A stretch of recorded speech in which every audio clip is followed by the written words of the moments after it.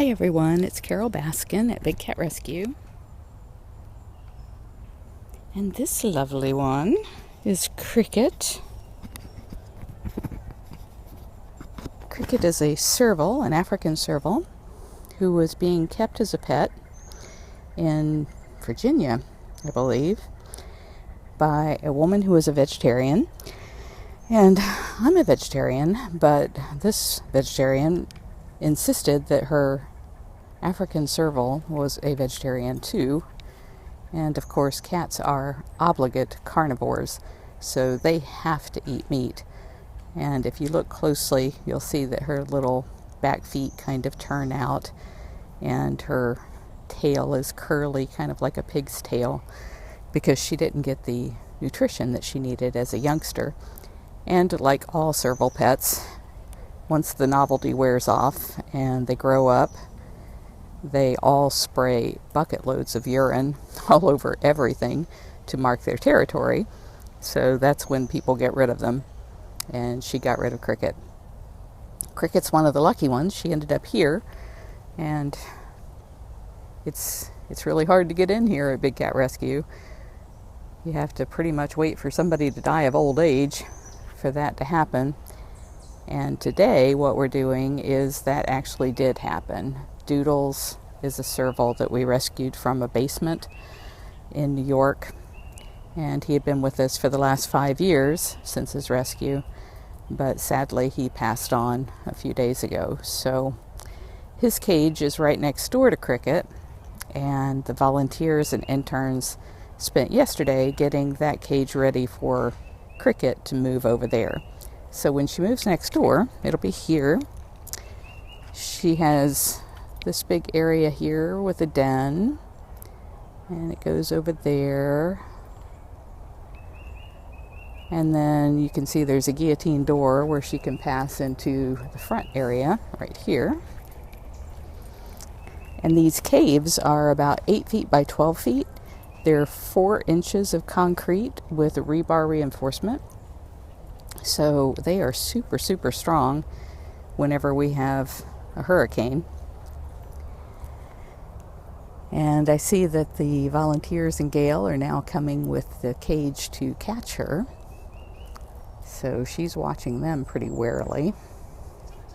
Oh, Gail's got a chick.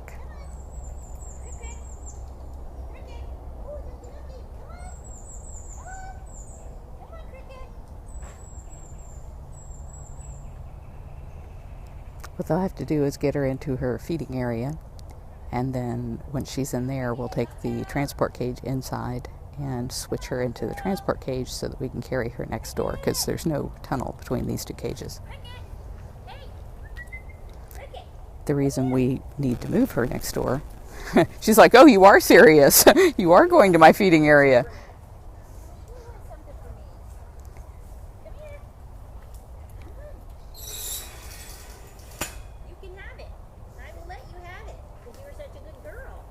Nice capture. No, you gotta eat it in there though. The reason, guys, come on down. The reason we're moving her into Doodle's old cage is, one, it's something different. She's been in this cage ever since she arrived, I think. So it'll be a new place for her. And the other is that the small cat funcation, which is for our smaller cats like leopards on down, they have a vacation area that's 22,000 square feet. I don't know if you can see all that wire in the background, that shiny metal wire. That's the vacation area. So what we're trying to do is revamp all of these cages that are closest to that vacation area for our leopards. And once we do that, then we'll be able to install tunnels so that when the leopards go on vacation, it'll be a lot easier just to have them run down through these above ground tunnels. Katie, we currently have 77 exotic animals, and one of those is a genet, just kind of like a weasel. The rest are all exotic cats. We have more bobcats and servals than anything else. But that's changing, because as more states are passing bans and partial bans on these animals as pets, then not as many of them are ending up being bred. kept for a couple of years until they grow up and start spraying and then discarded. So what we're seeing now is the only calls we get anymore are for lions and tigers. And those are not usually so much cast-offs from the pet trade as they are that they only have a 4-week window where they're lucrative. Between the ages of 8 and 12 weeks, people use them for photo opportunities. And after 12 weeks, then they get relegated to backyards and basements in horrible conditions. So those are the cats we get the most calls about. A serval is an African wildcat, and as you can see, they weigh about 35 to 45 pounds. They are often referred to as the poor man's cheetah. People always ask me, do you have cheetahs? No, we don't have cheetahs, but we have this very cheetah-looking cat. They just have bigger ears than cheetahs because they hunt primarily by sound. Jay, none of the Tiger Temple tigers are going to end up in the United States. The Thai government has made it very clear that they don't even want outside help with their cats.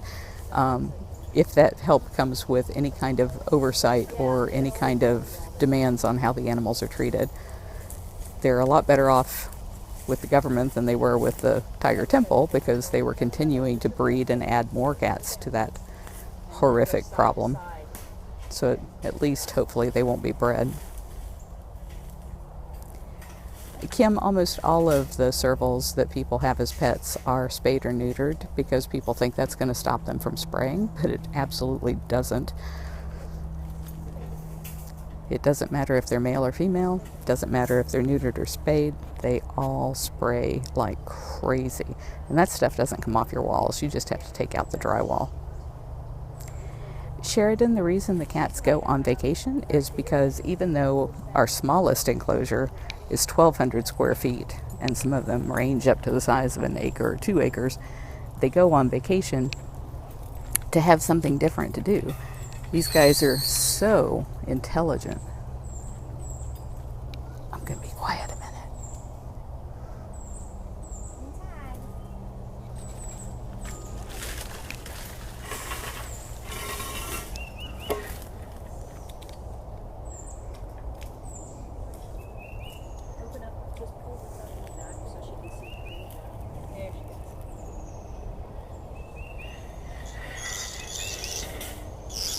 You guys know your cats. Good job. So they get something different to see and do, and different sights and smells are enriching for them. We give them some kind of enrichment every day, but there's nothing more enriching than having all new neighbors and a whole new place to explore. They cover the cage so that she doesn't feel nervous being carried through the property. Is she going to go get weighed? Yeah, we're going to take her to the hospital. That's a long way to the cage next door. Yeah. Well, better while we've got them to weigh them so we at least have an accurate... I agree. So they're going to take Kricket into our cat hospital and weigh her. And even though she's perfectly healthy now, it really helps us whenever we do have to move a cat to go ahead and get a weight on them so that if anything did happen and we had to do emergency surgery, then we have a rough idea of how much we need in the way of drugs. I know, William, aren't they amazing? They're so amazing. Here's that photo. Well, you guys can found it again. Did you bring Neil out here because everybody was saying, all the girls do all the work out there?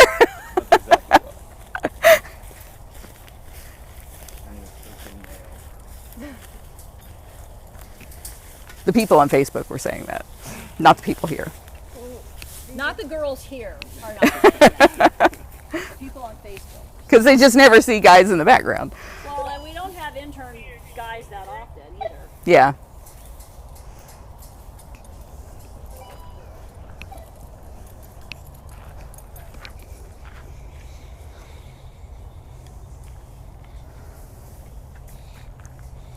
That cage weighs something like 67 pounds, plus the 30 some odd pounds of cat inside, and having to walk backwards and not being able to see your feet. It's all really treacherous. Katie, you can check out our website, bigcatrescue.org. Up at the top, there's a button that says Get Involved, and we have internships where these are interns, they live on the property. They live with us for 3 months. We provide housing and a small stipend for food. And then there's Kricket's sign, in case I know people are going to be asking me, how old is she? I don't know, 15, I guess. And she's sponsored by DSW Designer Shoe Warehouse, which is cool. At the Get Involved link, it'll have information about our regular volunteer program, our intern program, and our advocate program, which is for people who want to help us but can't be here on site. Excuse me while I collapse my tripod here.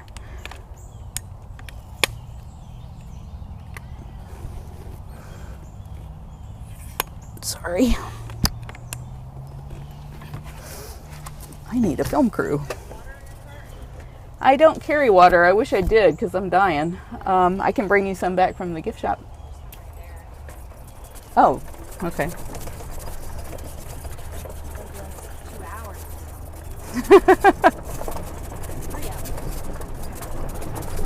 3 hours of moving cats? Wow. No wonder she's dying of thirst.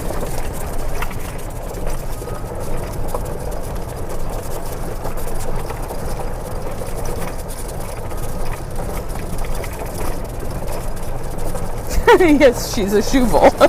That's funny. You have to be at least 18 to volunteer. We do have a junior program for 16 to 18-year-olds, but that is a very limited program. It'll be discussed on our website in more detail than I know off the top of my head. But because we have to have a chaperone with the 16 to 18-year-olds, we have to do it whenever she's available. So that makes it kind of tough to coordinate everybody's schedules. There's no outside limit on how old you can be. I know one of our volunteers who's out here every day in the heat cleaning these cages is in her 80s. Love you, Phil, if you can see me out there.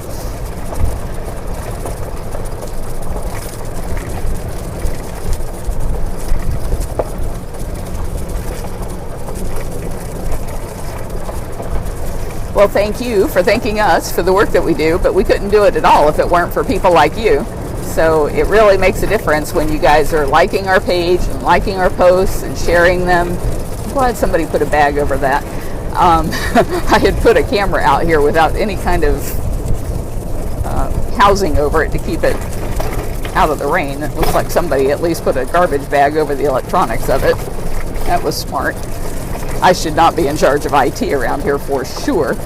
Boy, if there was one job that I could afford to add to our paid list of people, it would be IT, because I am the worst at it, and yet I'm probably the best person here at it, or the best person here that will do it.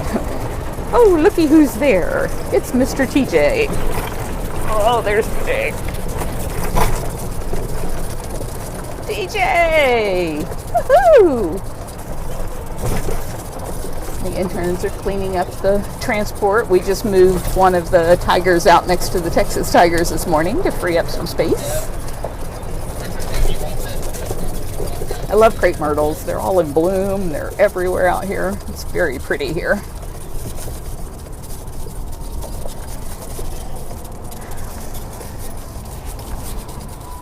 This is our cat hospital. We actually have 2 cat hospitals on site. This big one is where we do surgeries and x-rays, and the little one is where the cats go to recover.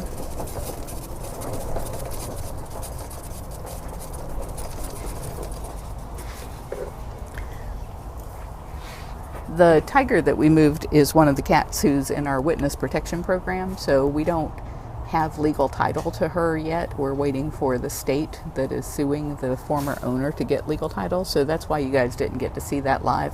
We can't show pictures of them or talk about their names or anything like that until the lawsuit's over.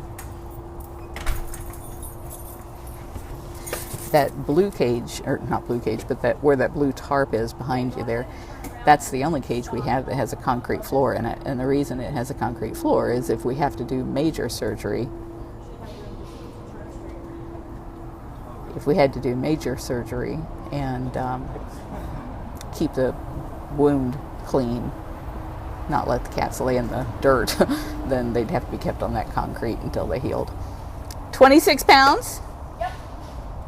Which Good. is good. She's a pound overweight, but go through there. Glad you're not standing by me when I weigh myself. Gail's in charge of making sure the diets are all appropriate for the cats and keeping them at their optimal weights, which is really hard because captive cats are couch potatoes. They don't get enough stimulation through hunting and things like that to be able to keep the weight off, and they're bored out of their minds being in cages, and so all they want to do is eat all day. And so she has to be very careful about what's in their diet so that they don't get too fat, while also making sure they don't get too skinny, because when they get older and it gets hot, they don't want to eat. They get fussy about what they eat. This is Hoover's cage. You can watch Hoover on our Explore cameras at explore.org/Big Cat Rescue.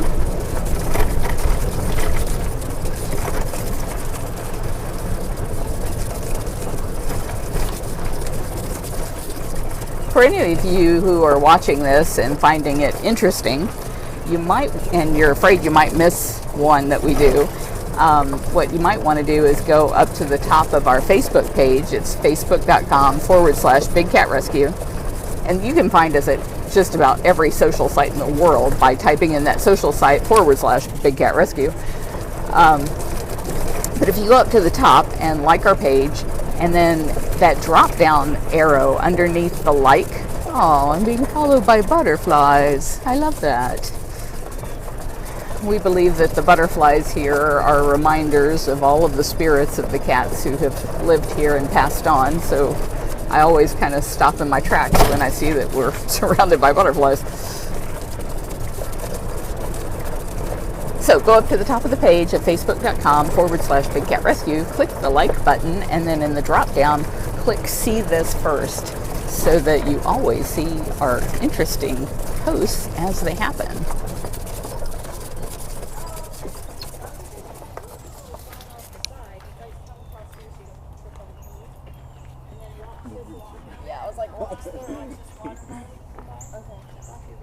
Huh? I like it. I'd go a little higher because if she's on the platform, on her den, they won't be able to take a picture of her if they're on the tour path.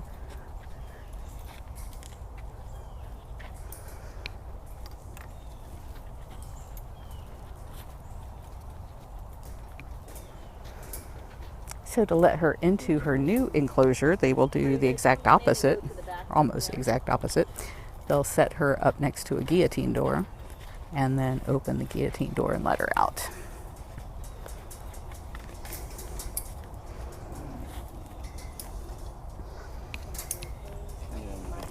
All right, no, you guys just come on in, and then Jamie will shut that door behind you.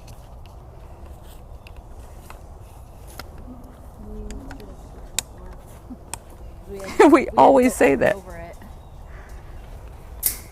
For the lockout. Go into the middle door. Okay, I'm going to go around the other side so you guys can get a better view. I know, Pam, the little cats are just so interesting, and people often don't get to see them. They don't get to learn about them much. I can't tell you how many times people ask me, what's a serval or a caracal? They don't even know that those are cats. And they're really interesting cats.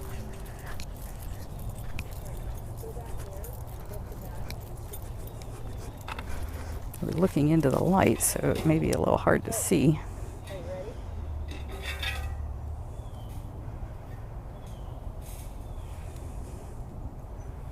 You think, Kricket? It's kind of like before.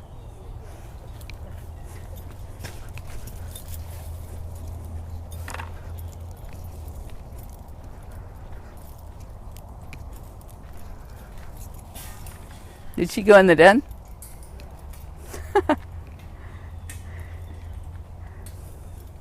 Maybe she'll come out the other side then. She is.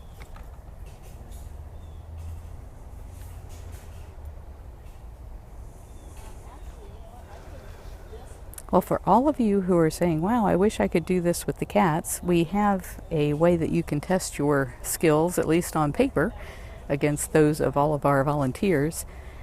All of our animal care here is done by volunteers, and the paid staff only do administrative work, like paperwork kind of stuff.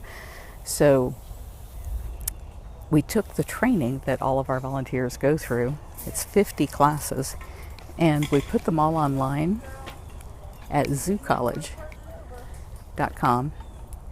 And so you can take all the same classes they do and all the tests and everything, and you have to pass the test to go on to the next class. And we're working on something right now where only people who are graduates of Zoo College can actually even apply for this. But it's going to be a 1-week vacation, volunteer vacation opportunity, where if they graduate Zoo College, then if they apply and they pass the background checks and everything, because we need to make sure the cats are going to be safe, if they pass all of that, then they can come for a 1-week opportunity to volunteer. And we've never offered this before. Our shortest term volunteers always been 3 months. But with Zoo College now, we can make sure that people have all the training they need before they get here, which is a way to kind of fast track that. There will be a charge for it because we can't let people just wander around with only a week's experience. So we're going to have somebody with them the whole time.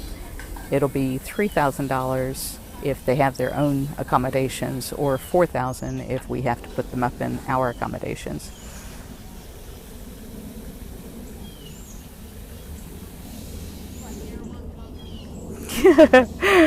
Transferring the raptors in Jurassic Park. That's funny. Yeah, this is a lot easier. But it is the most dangerous part of what we do, because you don't want the cat to get hurt or freaked out or anything. You don't want the person carrying the cage to drop it. Take a risk of the cat being set free. That's why, if you see that big white wall back there, we have an 8-foot wall all the way around the property.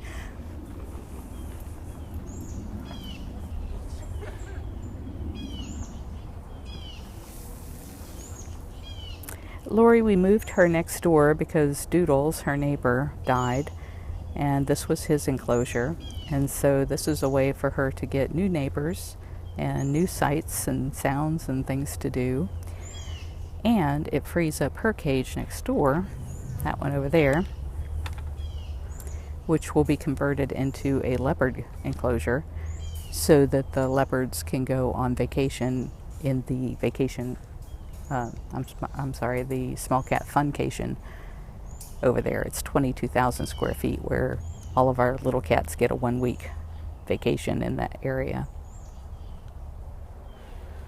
I know, it's so sad to lose Doodles. He's always had trouble with hot spots, like your dog gets from fleas or from, well, it can't be fleas because we never see fleas out here, but mosquito bites can make them start licking at a spot till they lick all the fur off of it. So he had those kinds of problems his whole life, but he'd never been sick. And for 5 years, he was in perfect health. And then just a couple days ago, in the evening, Gail, in fact, it was Tuesday night, I think. No, it was Wednesday or Thursday night. Gail had to be Wednesday night. Sorry, Gail went to check on him because they had reported that he was still laying in the same spot that he had been for a long time. And when she got there, she tried to get him to move, and he wouldn't move. And usually he didn't like people, so he'd move away from people right away. But when he didn't, she sent me a video, and I said, well, I'll come in and help you catch him, take him into the cat hospital overnight, because a bunch of us were going to that movie called At the Fork, which, if you get the opportunity, what an awesome movie. That was so good. So I said, I'll forego that and come help you catch Doodles. And Jamie and Justin got the text as well, and they said, well, there's no point in you catching him. he's going to have to be seen by the vet. So they went in and helped catch him and found a mass about the size of your fist that was like this big, huge blood clot in his abdomen. And Dr. Justin Borstein was able to remove that mass pretty quickly, but it was attached to a huge artery, and he was really afraid that it just wasn't a situation that the cat was going to survive. And sure enough, the next morning he died. So we're really sad to have lost Doodles, and we sent off that mass to see if it was cancer or what that was. But I mean, he went from being in perfect health to dead within 48 hours. And that's the way it is with these guys. They're so stoic, and they don't give you any indication that they're sick until they are just about to die. And the reason for that is, in the wild, it's survival of the fittest. If they show any weakness, other animals will kill them, so they do everything they can to hide it.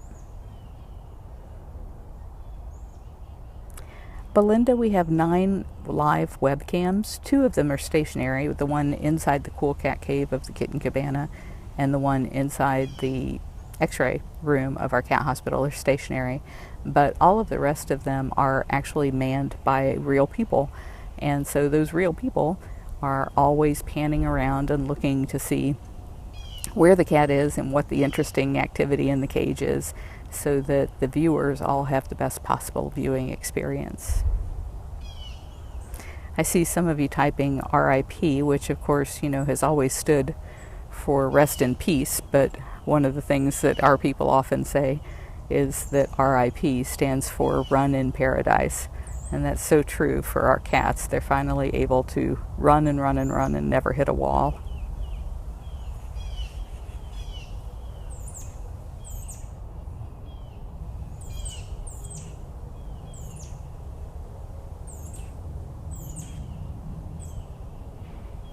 What do you think of it? You like it? You like it? It's all so new. There's so many things to see. So many new lizards to get.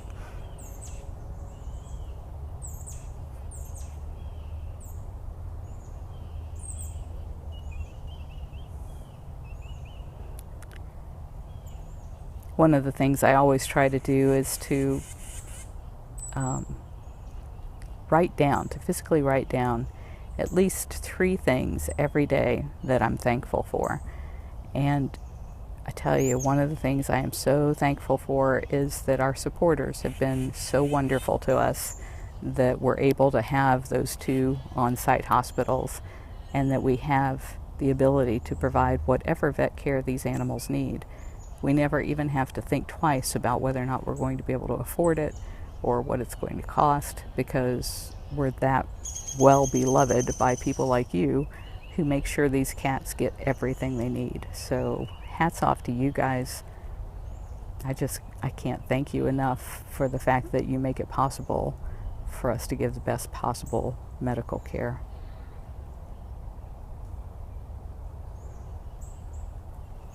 Another thing I love about those Explore cameras is that they have microphones on most of them. And so all of our people carry radios to stay in touch with each other. And you kind of hear everything that's happening at the sanctuary in real time when you're watching the cameras, because you can hear those radios going off everywhere.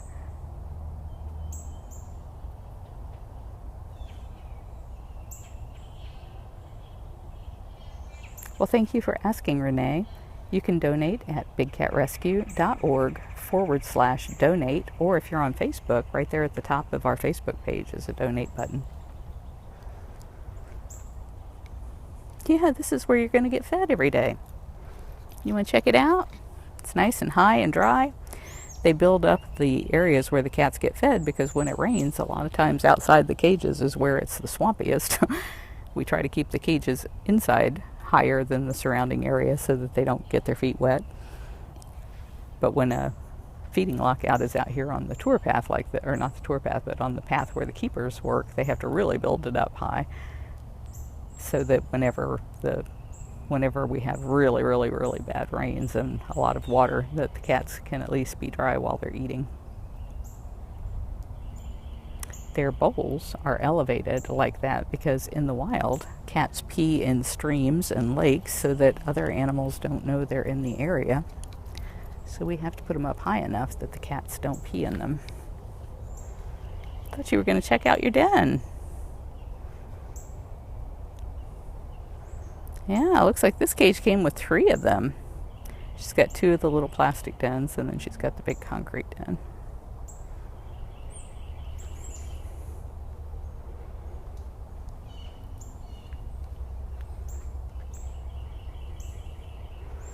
Well, thank you, Terry Pack. It's a pleasure and an honor to meet all of you amazing people from all around the world and to share these lovely creatures with you.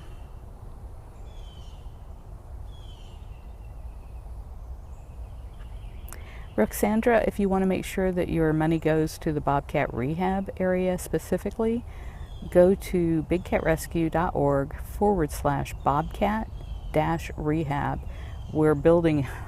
We had gotten a quote of $225,000 or $250,000 to build 8 new Bobcat rehab cages. And I told them, I said, this property where we're wanting to put this, you're not going to be able to sink posts into the ground. It's going to have to be all above ground. Well, they didn't believe me till they came out on Monday, and then they came back and said, we can't do it for $250,000. I'm afraid it's going to be $334,000. I about had a heart attack. But we've gotten a $100,000 matching grant arranged for it, and so for the first other $100,000 that people donate, their money will be doubled, which is great. And the donate buttons for it will be at that Bobcat Rehab page. So it's bigcarescue.org/bobcat-rehab. See how her little back feet turn out? That was from her not getting the nutrition that she needed as a kitten.